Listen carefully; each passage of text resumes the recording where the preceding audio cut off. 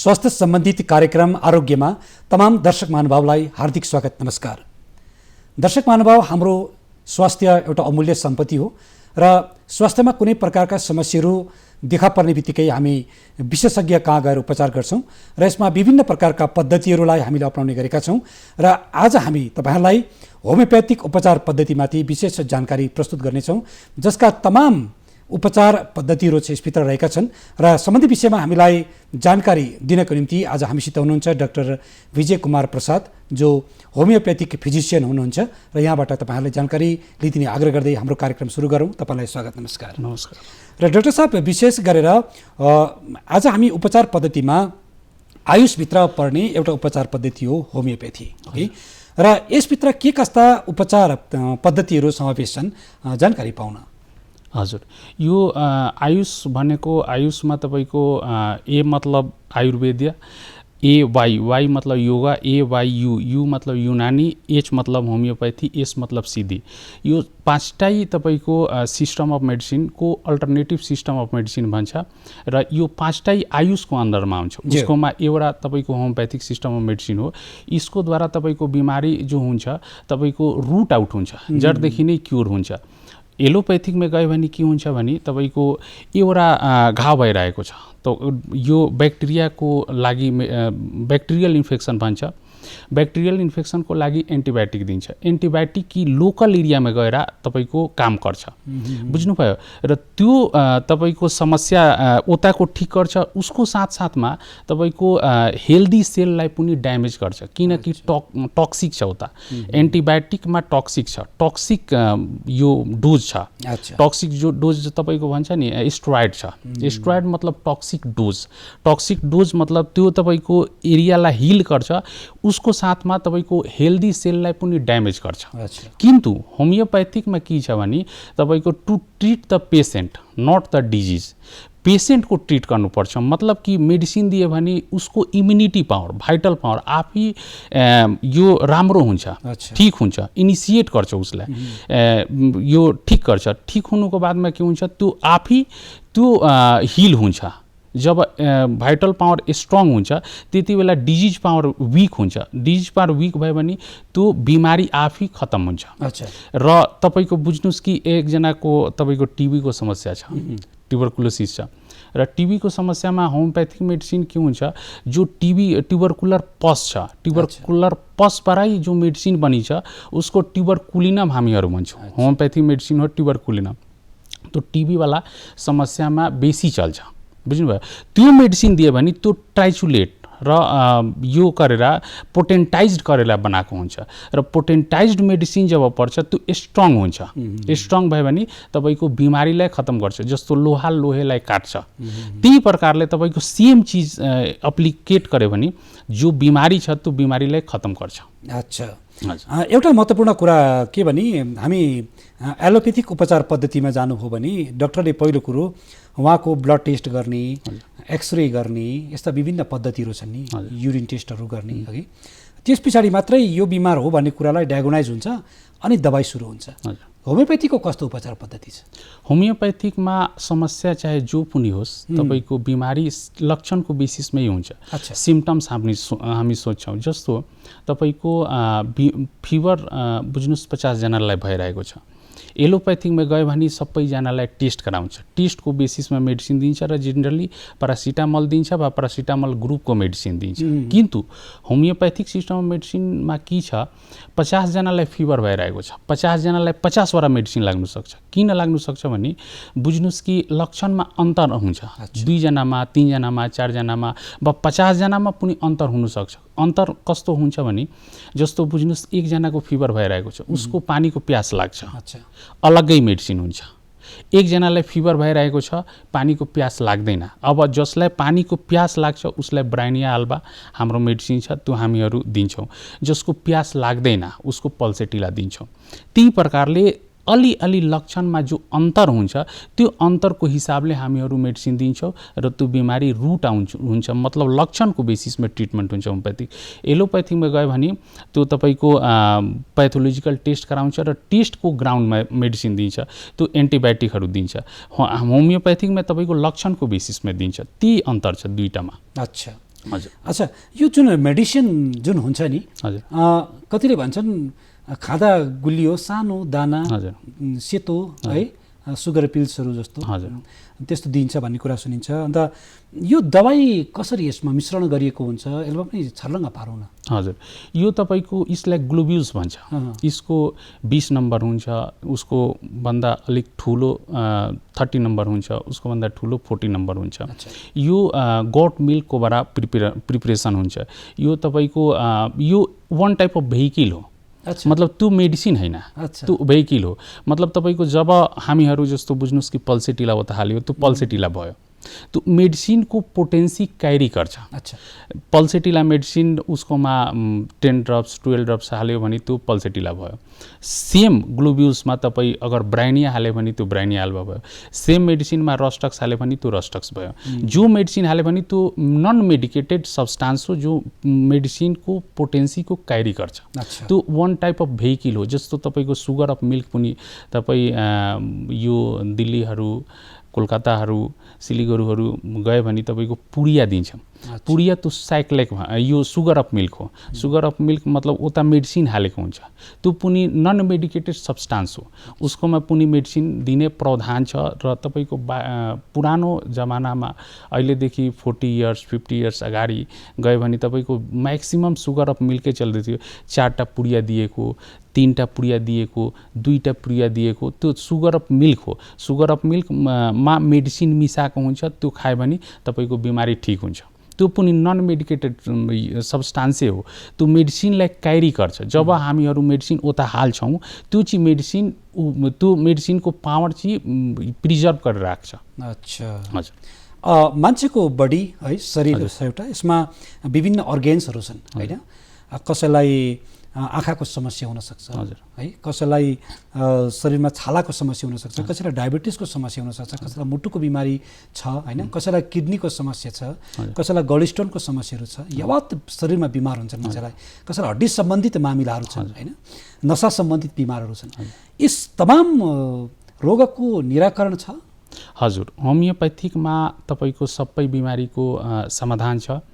जस्तो एलोप्याथिकमा गयो भने कतिजना पेसेन्ट मलाई भन्छ कि डाक्टर साहब म फर्स्ट गयो, मलाई ग्यासको समस्या थियो, ग्यास्ट्रोएन्टोलोजिस्टलाई देखायो, उसको बादमा नी जोइन्टको पेन थियो, अर्थोपेडिक्समा पठायो, अर्थोपेडिक्सलाई लेखेको 4टा दबाई छ, ग्यास्ट्रिकको लागि 2टा दबाई छ, फेरि मेरो स्किनको पनि समस्या छ, उसको लागि 2टा दबाई खाउने छ, 2टा लगाउने छ। जम्मै तपाईँको 10वटा 12वटा मेडिसिन हुन्छ खाउने र लगाउने 1-2 वटा हुन्छ। किन्तु यो एलोप्याथिक सिस्टम अफ मेडिसिन भयो। तपाईँको नी जोइन्टको समस्या छ, अर्थोपेडिक्समा जाउनुहोस्, यो पेटको समस्या छ, ग्यास्ट्रोएन्टोलोजिस्टमा जाउनुहोस्, आँखाको समस्या छ, अप्थेल्मोलोजिस्टमा जाउनुहोस्, आई स्पेशलिस्टमा जाउनुहोस्, इयरको समस्या छ भने ENT स्पेशलिस्टकोमा जाउनुहोस्, टन्सिलको समस्या छ भने ENT स्पेशलिस्टलाई भन्नुहोस्। मतलब तपाईँको 4टा सिस्टमको समस्या छ भने 4टा डक्टरलाई देखाउनुहोस्। त्यो 4टा डक्टर 4-4 वटा मेडिसिन लेख्यो भने 16 वाला मेडिसिन हुन्छ। त्यो तपाईँको टक्सिक मेडिसिन भन्दा पनि हुन्छ, किनकि स्टेरोइड होता हुन्छ, त्यो तपाईँको ब्याक्टेरिया मार्नेहरू हुन्छ। र त्यो 16 वाला मेडिसिन खायो भने हेल्दी सेललाई पनि ड्यामेज गर्छ, खराब गर्छ। र त्यो मेडिसिन खायो भने बिमारी ठिक हुन्छ, किन्तु हेल्दी सेललाई पनि ड्यामेज हुन्छ। लामो समयसम्म तपाईँको कतिजनालाई तपाईँ हेर्नुभयो भएको होला अहिलेसम्म कि तपाईँको लामो समयसम्म मेडिसिन खायो, उसको बादमा त्यो मान्छे पुरो दुब्ला भयो वा पुरो मोटो भयो। त्यो तपाईँको मेडिसिनको साइड इफेक्ट भयो। अहिले ओल्ड एजमा तपाईँ हामीहरू रेगुलर हेर्छौँ कि झोला लिएर चल्दैछ मान्छे। किन? त्यो बिमार भएर एउटा बिमार ठिक गर्नुको लागि त्यो मेडिसिन जो खान्छ, त्यो साइड इफेक्टले अर्को बिमारी समस्या हुन्छ। हजुर, त्यो बिमारीको लागि फेरि खायो भने अर्को समस्या उत्पन्न गर्छ। मतलब कि हेल्दी सेललाई ड्यामेज गर्छ। त्यो हेल्दी सेललाई ड्यामेज गर्यो भने तपाईँको बिमारी अझै बढ्दैछ, उसको एउटा समस्या ठिक हुन्छ, अर्को समस्या उत्पन्न हुँदैछ। त्यही कारण लास्टमा गएर झोला लिएर हिँड्नु पर्दै रहेछ। मतलब तपाईँको बिमारी अझै बढ्दैछ। किन्तु होमियोप्याथिकमा के हुन्छ, एउटा समस्या छ, एउटा समस्या छ, उसको सिम्प्टोमेटिक ट्रिटमेन्ट दियो भने त्यो समस्या पर्मानेन्ट ठिक हुन्छ र होमियोप्याथिक मेडिसिनको साइड इफेक्ट हुँदैन। त्यही कारण तपाईँको हेल्दी सेल ड्यामेजको कुरै आएन। अब हेल्दी सेल ड्यामेज हुँदैन भने तपाईँको माइन्ड र बडी फिट बस्छ। मतलब होलिस्टिक एप्रोच, तपाईँ नेचुरल वेले ठिक हुनुभयो, तपाईँको बडीको भाइटल पावर स्ट्रङ गर्छ। त्यही कारण डिजिज पावर विक भयो भने तपाईँको सेम हिसाबले बिमारी खत्म हुन्छ। डाक्टर साहब, किन मान्छे फेरि एलोप्याथिकमै छिटो कुद्छ त? किनकि मान्छेलाई छिटो दबाई खाएर छिटै जाति हुनुपर्छ, त्यो चाहिँ एलोप्याथिकले छिटो जाति गर्छ भनेर त्यता कुदेका हुन् कि या त होमियोप्याथिकमा विश्वास नगरेका हुन्, के भन्नुहुन्छ? हजुर, यो तपाईँको आगेदेखि नै हामीहरूको धारणा छ एलोप्याथिक सिस्टम अफ मेडिसिन तपाईँको पुरानो सिस्टम अफ मेडिसिन हो। होमियोप्याथिक कन्सेप्ट भनेको न्यू कन्सेप्ट हो र यो कन्सेप्टमा के हो, हामीहरू आगेदेखि नै यस्तो मनमा विचारै छ कि तपाईँलाई टाउको दुख्यो भने एउटा तपाईँको ट्याब्लेट पाउँछ, दुकानबाट किनेर खाइहाल्नु, यस्तो धारणा छ। अल ओभर इन्डियामा यस्तो धारणा छ। फर्स्ट तपाईँ आफै उपचार गर्छौँ, हामीहरू आफै उपचार गर्छौँ। टाउको दुख्यो, यसको लागि के टाउको बेसी दुखाउने मतलब छ, यसलाई टाउको दुख्ने दवाई दोकानमा भन्छ सेरिडन छ, यो छ, बहुत सारा दवाई छ, बहुत सारा त्यस्तो दवाई छ, त्यो एउटा खाइदिउँ अहिलेको त ठिक भयो। किन्तु त्यो होमियोप्याथीको के छ, तपाईँको टाउको किन दुखेको, उसको रुट कज के हो, कुन कारणले तपाईँको समस्या उत्पन्न भयो, त्यो उता रुट कजमा जान्छ। रुट कजमा अब तपाईँलाई मनमा हामीहरू विचार राख्छौँ टाउको दुख्दैछ, अब यसको लागि तपाईँको अब के टाउको दुखाउन जस्तो 10वटा क्वेसनको जवाब दिउँ, टाउको दुख्ने ट्याब्लेट पाउँछ त्यो खाइदिउँ।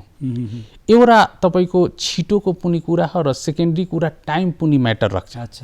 यति सानो चिज, कोही चिजलाई सानो भन्नु भएन, ती सानो चिज बादमा गएर ठुलो बन्छ। म कतिवटा यो मेरोमा पेसेन्ट यस्तो छ कि डाक्टर साहब म लास्ट 5 इयर्सदेखि टाउको दुख्नुको म दबाई खान्छु, मतलब बुझ्नुहोस् कि महिनामा मलाई 5 पल्ट 7 पल्ट यति टाउको दुख्छ र म लास्ट 5 इयर्सदेखि मेडिसिन खाएर आइरहेको छु र त्यो तपाईँको मेडिसिन सबसाइड गरेको समस्यालाई, दबाएको समस्यालाई, समस्या खत्तम भएन।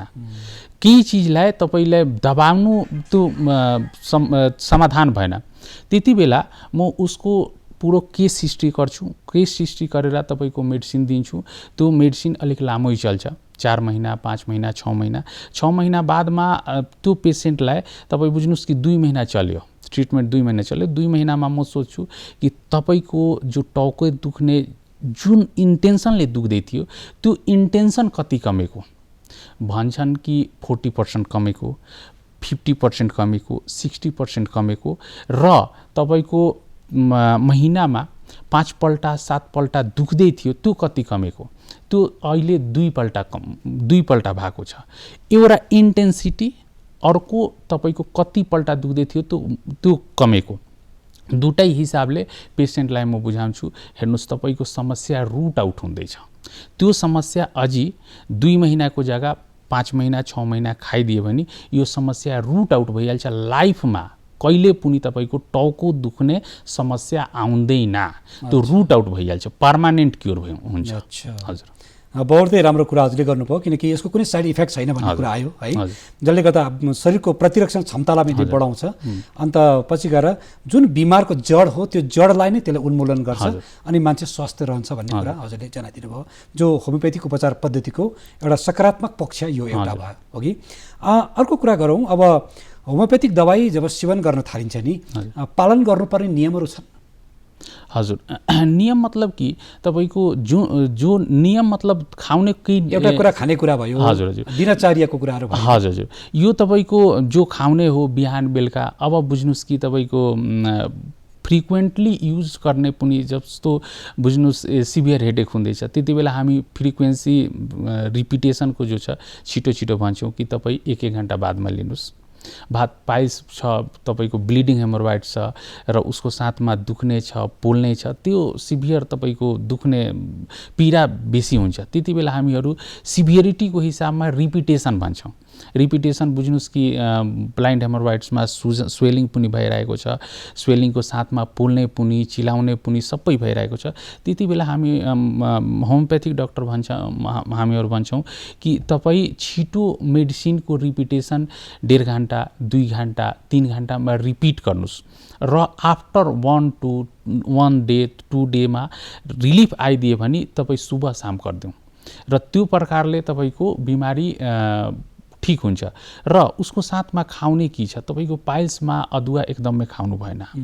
अदुवा खायो भने तपाईँको समस्या जान्दैन, अदुवा एभोइड गर्नुपर्छ।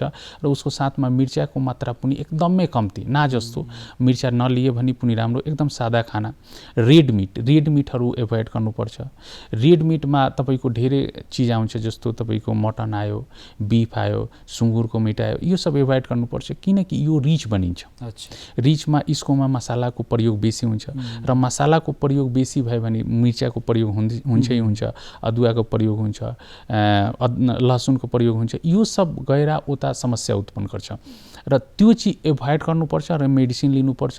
त्यो पर्मानेन्ट क्युर हुन्छ। आई थिङ्क म तपाईँको सिक्किममा 5000 देखि बेसी मान्छेको तपाईँको ब्लिडिङ हेमरोइड्स होस्, ब्लाइन्ड हेमरोइड होस्, फिस्टुला होस्, त्यो एनल रिजनको यो सबै समस्या हो म ठिक गरेको छु। र यो सबै पर्मानेन्ट क्युर भएको छ। अहिलेसम्म त्यस्तो बल्झिएको होइन। किन्तु एउटा मेरोमा पेसेन्ट, जब म न्यू प्र्याक्टिसनर थियो त्यति बेला एकजना रेलवेको कर्मचारी मेरोमा पेसेन्ट थियो।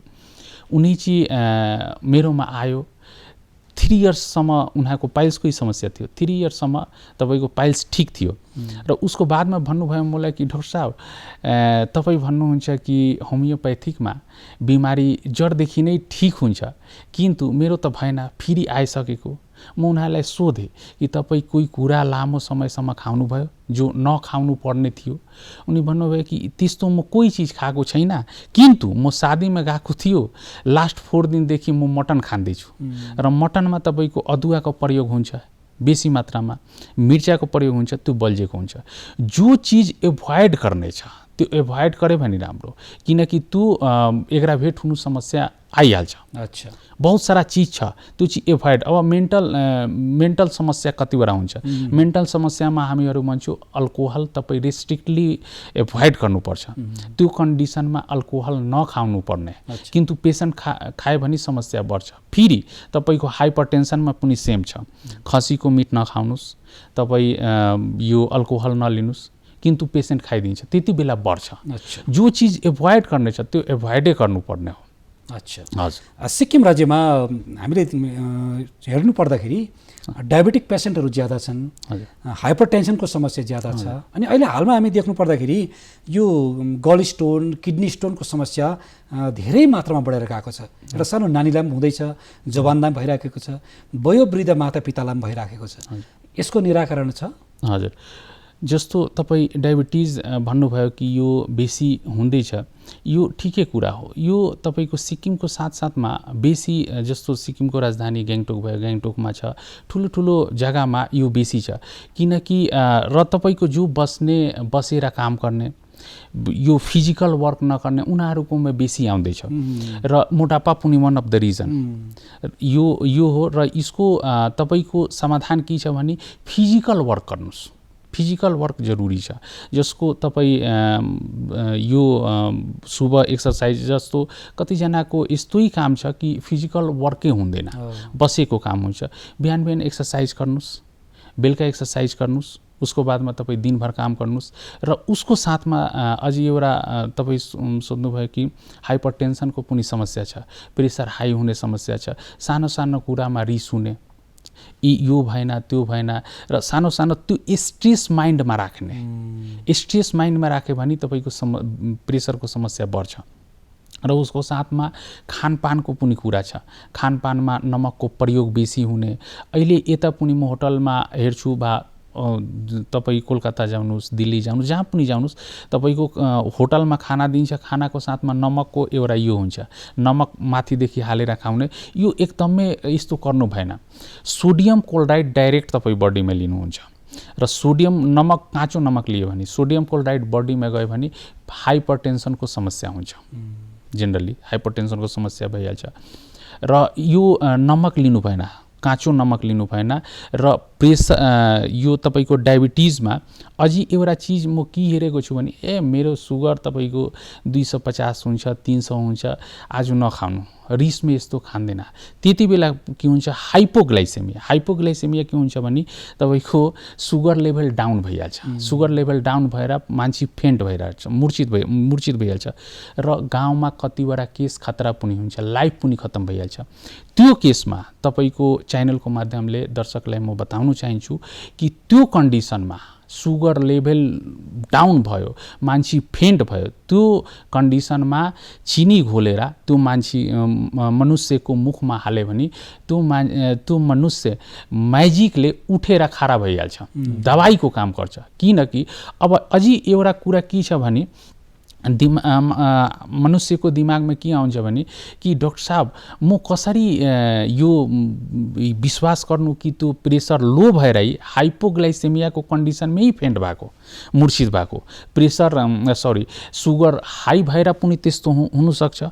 र प्रेसर हाईमा पनि कम्ती हुन्छ, 5% 10% हुन्छ। 90-95% केस तपाईँको हाइपोग्लाइसेमियावाला केस हुन्छ, सुगर लेभल डाउन भएको हुन्छ। र बुझ्नुहोस् कि सुगर लेभल हाई भएर हाइपरग्लाइसेमियावाला कन्डिसनमै फेन्ट भएको छ र तपाईँ सुगर चिनी घोलेर खिलाइदिनु भयो, लाइफको खतरा हुँदैन, उता लाइफको खतरा हुँदैन, मान्छे बच्छ, मनुष्यको जीवन खतरामा हुँदैन। किन्तु जब सुगर लेभल डाउन भइहाल्छ, मनुष्यको जीवन खतरामा आइहाल्छ। त्यति बेला त्यो चिनी खिलायो भने, पानीमा घोलेर मुखमा हाल्यो भने उसको साथमा तपाईँ जाउनुहोस्, डक्टरकोमा जाउनुहोस्, त्यही खिलाएर नबस्नुहोस्। त्यो एउटा उपचार तपाईँको बुझ्नुहोस्, सजीवन बुटीलाई तपाईँ दिनुभयो, आफ्नो फ्यामिली मेम्बरलाई दिनुभयो, उसको बादमा तपाईँ हस्पिटल जाउनुहोस्, चेकअप गराउनुहोस्, दिखाउनुहोस्। त्यो घरमा नबस्नुहोस् कि अब त्यही म इन्टरभ्यूमा हेरेको थिएँ यस्तो, त्यही खिलाएर म बसेको, न यस्तो बस्नुहोस्। किनकि लाइफ एन्ड डेथ सिचुएसन हुन्छ, कोही मान्छे फेन्ट भएको छ, अब के भएको छ त्यो त म 100% त बोल्नु सक्दैन कि हाइपोग्लाइसेमियावालै कन्डिसन हो, यस्तो म पनि भन्नु सक्दैन। त्यो एउटा म सोच्दैछु यस्तो कि यो मान्छे, यो मनुष्य सुगर बिमारी क्यारी गरेको छ, यो सुगरको कारणले फेन्ट भएको होला, म यस्तो सोच्दैछु। किन्तु फेन्ट हुनुको मतलब यो होइन कि 100% म त्यही भन्दैछु कि अरू पनि कारण हुनसक्छ। त्यही कारण त्यो मनुष्यलाई लाइफ सेभ गर्नको लागि अगर सुगर लो भएर यस्तो भएको छ भने तपाईँको त्यो चिनी पानी मुखमा गयो भने त्यो दबाईको काम गर्छ र साथै साथ तपाईँ हस्पिटल गएर त्यो दिखाउनुहोस्, किनकि लाइफ सेभ गर्नेछ उता। यसमा डायबिटिक पेसेन्टले जहिले पनि एलोपेथिक मेडिसिन नै प्राय हामीले सेवन गरेको पाउँछौँ। होमियोपेथिक उपचार पद्धति छ यसको लागि? हजुर, यसको लागि होमियोपेथिक उपचार पद्धति राम्रै छ। हाम्रोमा मेडिसिन छ जस्तो युरेनियम नाइट्रेट पोटेन्सीमा 30-200 1 यो पोटेन्सीमा चल्छ। उसको साथमा साइजेजियम जाम्बोलिना मदर टिन्चर छ, जो जामुनको सिड्सबाट जामुन पनि दुई प्रकारको हुन्छ। एउटा खायो भने मिठो लाग्छ, एउटा खायो भने पुरा कर्वा हुन्छ, उसलाई जङ्गली जामुन भन्छ, जङ्गलमा बेसी हुन्छ। त्यो उसको सिड्स ठुलो हुन्छ र खाउने पार्ट छ त्यो कम्ती हुन्छ र त्यो पनि खानुमा एकदम कर्वा लाग्छ। उसको सिड्सबाटै हाम्रो मेडिसिन साइजेजियम जाम्बोलिना बनेको हुन्छ, मदर टिन्चरको रूपमा हामीहरू त्यो दिन्छौँ। त्यो त्यही सिड्सकोबाट बनेको हुन्छ। त्यही कारण हामीहरू भन्छौँ कि जब जामुनको सिजन आउँछ तपाईँ त्यो सिड्स सुखाएर राख्नुहोस् र जब सिजन हुँदैन जामुनको त्यति बेला त्यो सिड्स तपाईँ उसको चूर्ण बनाएर खाउनुहोस्, तपाईँ त्यही सिड्स मुखमा राख्नुहोस्, त्यो फाइदा गर्छ। र उसको साथमा यो साइजेजियम जाम्बोलिना मेडिसिन तपाईँको सिड्सबाट बनिन्छ। अझै एउटा मेडिसिन छ जिम्नेमा सिल्भेस्टर पनि तपाईँको खायो भने सुगर कन्ट्रोल हुन्छ। म तपाईँको यता सिक्किममा 2000 देखि बेसी मान्छेलाई देखेको कि जसको सुगर तपाईँको 300+ थियो।